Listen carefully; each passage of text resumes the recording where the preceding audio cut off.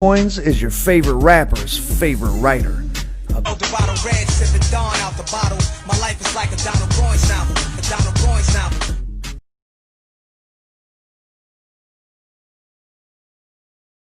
novel. One of my favorite albums is it was written by Nas.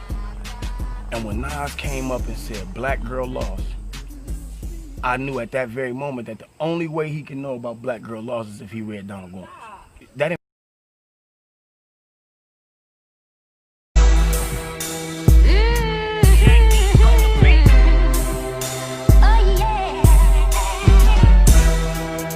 In '69, he read the bestseller Pimp, written by Iceberg Slim, and decided to start writing himself.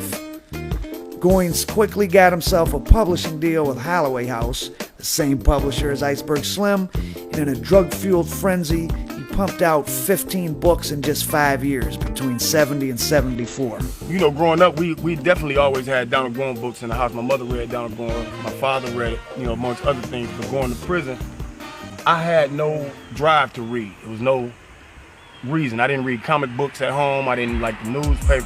In prison, the only way to like get a young wild guy to even adhere or think reading is fun, you know, good for you, is to give him something that he's interested in reading. So one of the first books I was given in prison was Street Players. I read Dope Fiend. I think I did something silly being young in the county jail, right? And I came to find out everybody reads Donald Goines. Everybody gets locked up, reads Donald Goines. And when I read it, I was like, oh my God, you know, because it was the street. I was reading about streets of Detroit. I felt like if I read the dictionary, I'd be smart. But then I read the dictionary and ended up just rapping words out of the dictionary. I didn't have the knowledge, but reading Donald Goines books helped me get interested in actually reading other books than just Donald Goines. Donald Goines seemed to be the #1 going book in prison.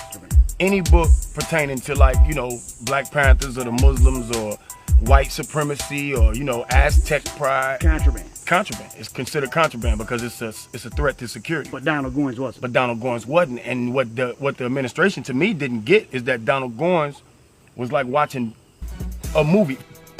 Books have made tens of millions of dollars and will probably make even more as time goes on, but more than anything, his legacy lives on in the billions of dollars generated by gangster rap music.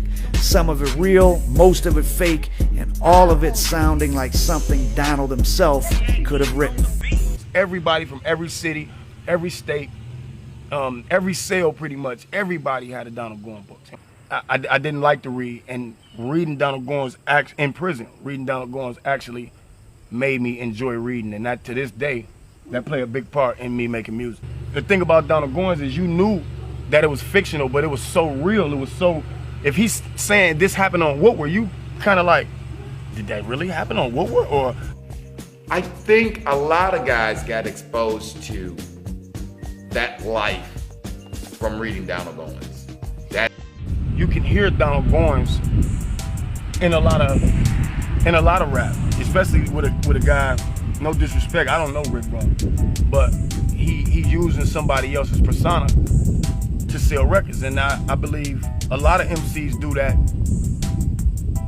You know, you knew when. One of my favorite albums is it was written by Nas, and when Nas came up and said Black Girl Lost, I knew at that very moment that the only way he can know about Black Girl Lost is if he read Donald Goines. That influenced Nas, and Nas influences me.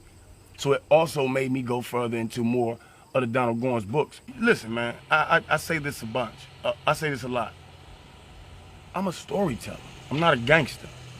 You know, even though I was incarcerated, I'm not a gangster. You catch me on social media, 7 the General, man. I make music. That's what I do. Look me up. The bottle red, sipping dawn out the bottle. My life is like a Donald Goines novel. A Donald Goines novel. He is an important writer. He cataloged a forgotten piece of American history with his books. He gave us a real record of street life in the 60s and 70s. A life that millions of people lived and whose voices were rarely heard.